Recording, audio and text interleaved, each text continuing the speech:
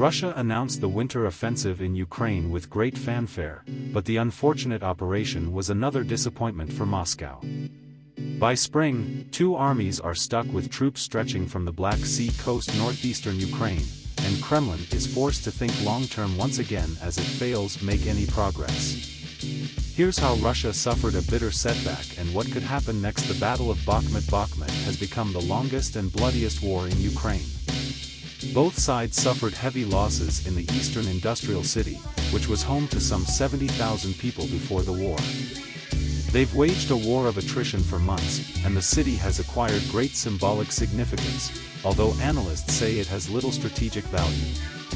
The Russian mercenary unit Wagner is leading the attack and claimed to have captured the Bakhmut town hall on Monday, but Wagner's chief, Yevgeny Prigozhin, said his forces were still suffering casualties. Even if Bakhmut falls, the Russian invasion will remain far from gaining control of one of its main territorial objectives, Donetsk Oblast, the Washington-based Hudson Institute said in its latest military report.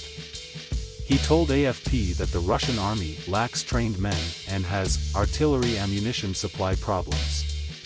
The Russian offensive is going as badly as expected, said American analyst Michael Kofman. The question is, how much will the Russian forces exhaust themselves and have to ration the ammo?